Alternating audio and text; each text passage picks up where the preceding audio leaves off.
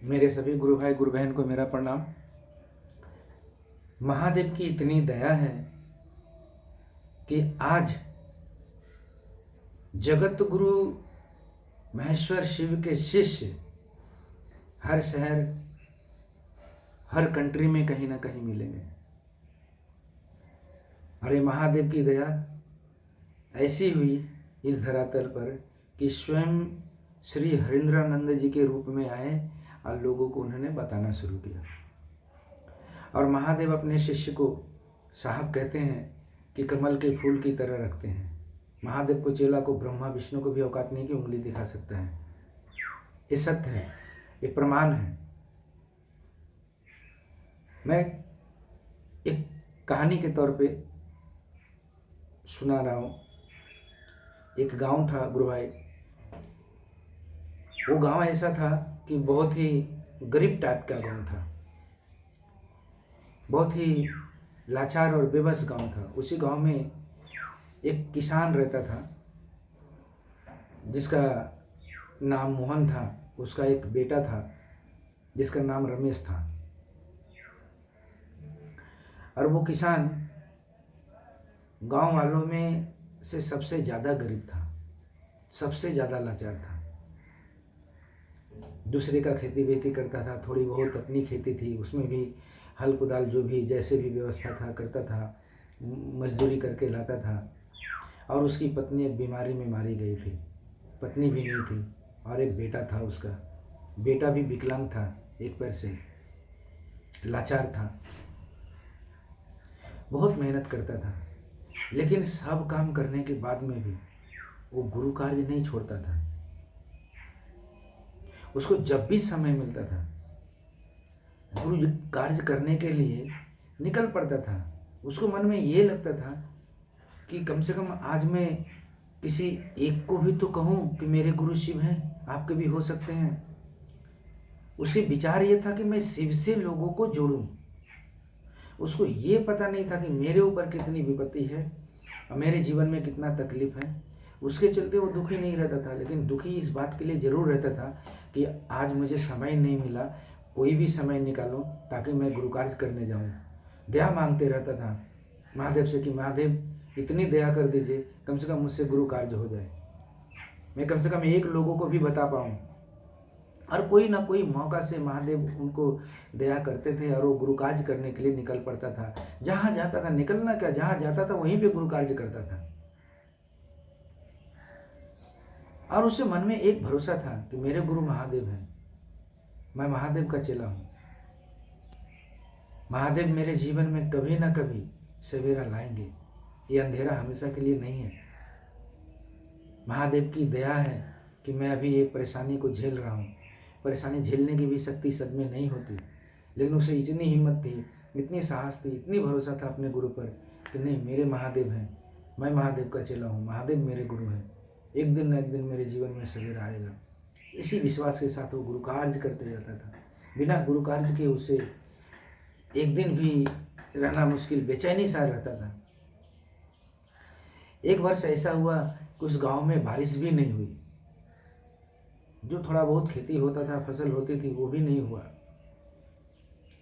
जो जिस तरीका के लोग थे उनके जीवन में यापक तो चल रहा था जैसे तैसे, लेकिन इस बेचारे को बहुत ही ज़्यादा तकलीफ, क्योंकि खेती भी कम और बारिश भी नहीं हुई, खेती भी नहीं हुई, फसल भी नहीं हुआ।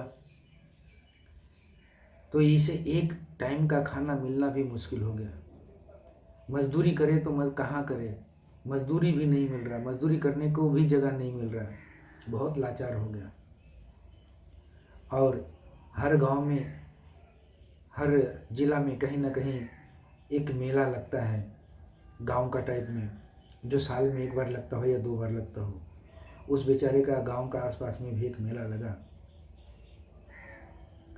और उसी मेला को देखने के लिए उसका बच्चा छोटा था, रमेश, जो पैर से लाचार था, एक पैर से, वो जिद करने लगा कि बाबूजी हम भी मेला में जाएंगे, हम भी मेला देखेंगे। बेचारा रमेश के पास पैसा नहीं था, क्या करता।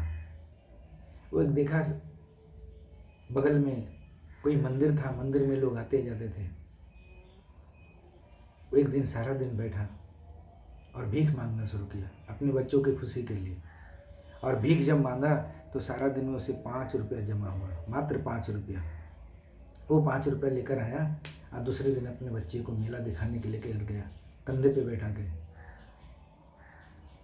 और वो अपने बेटे को खरीद कर क्या दिया, एक मिट्टी का बना हुआ शिवलिंग। और जब शिवलिंग दिया और उसका बेटा देखा तो शिवलिंग से बोलता है कि महादेव, मुझे मिट्टी का ये शिवलिंग नहीं चाहिए, आप तो मेरे पापा का गुरु हैं, मेरे पिताजी का कष्ट मिटा दीजिए, उनकी चिंता दूर कर दीजिए, अब मैं पापा से खिलौना नहीं मांगूंगा। बच्चा बोलता है और मिट्टी का शिवलिंग पिताजी को दे देता है। बोलता है, पिताजी ये मिट्टी का शिवलिंग रिटर्न कर दीजिए, 5 रुपये ले लीजिए। बाप का दर्द बेटा को समझ में आ रहा था। पिताजी ने फिर भी क्या किया, उस शिवलिंग को घर में रख दिया, रोज प्रणाम करना शुरू किया। एक दिन उसके जीवन में एक ऐसा अचानक सा संजोग आता है, खेती करने के लिए जाता है। और खेती करने के लिए जाता है जिस खेत में वो डेली कुदाल चलाता था, हल चलाता था, उसी खेत में फिर से सोचा मैं कुछ करना शुरू करूं। और कुदाल चलाते चलाते एक कुदाल जैसे ही मारा, पत्थर सा एक आवाज़ निकला। देखा यहाँ पे क्या है, पत्थर को निकाला तो पत्थर का नीचे में देखा इतना बड़ा एक स्वर्ण का कलश है, उसके अंदर में बहुत सारे हीरे जवाहरात ऐसी मुद्राएं थी। उसको लेकर आता है घर में और उसको बेच के उसी से फिर अपना एक अच्छा घर बनाता है, अपने बच्चे का इलाज करवाता है, उसका बच्चा भी दोनों पैर पे चलना शुरू कर देता है और सुखी जीवन जीता है। अगले साल फिर अच्छी बारिश होती है, फसल भी अच्छा होता है। तो यह है महादेव की दया। मेरे गुरु भाई गुरु बहन, अगर महादेव गुरु हैं मेरे और आपका मन में विश्वास हो या ना हो, अगर आपके जीवन में कोई तकलीफ है तो गुरु कार्य आपसे हो या ना हो, लेकिन गुरु कार्य करने के लिए दया मांगते रहिए। मन में ये विचार करते रहिए कि मेरे गुरु महादेव हैं, जिसका गुरु महाकाल हो तो काल क्या बिगाड़ सकता है। थोड़ी समय लगेगी लेकिन महादेव का चेला कभी निराश नहीं होता, ज़्यादा दिन दुखी नहीं रहता। महादेव अढ़रदानी है, कहते हैं हर देवी देवता देते हैं पल्ला झाड़ के, और गुरु महादेव जीते देते हैं तो छप्पड़ फाड़ के। तो अपने गुरु महादेव पर भरोसा रखिए, दूसरे पे नहीं। जीवन में कोई काला जादू, टोना टाटकी, ये सब महादेव को चेला को नहीं लगता। इन सब भ्रम में मत रहिए, बस गुरु कार्य करने का मन बनाइए। महादेव से, साहब दीदी से दया मांगते रहिए कि हे साहब दीदी इतनी दया कर दीजिए कि मुझसे भी गुरु कार्य हो जाए। दया मांगते रहिए, नहीं भी कुछ होता है तो दया मांगते रहिए। नमः शिवाय से अपने गुरु को प्रणाम करते रहिए।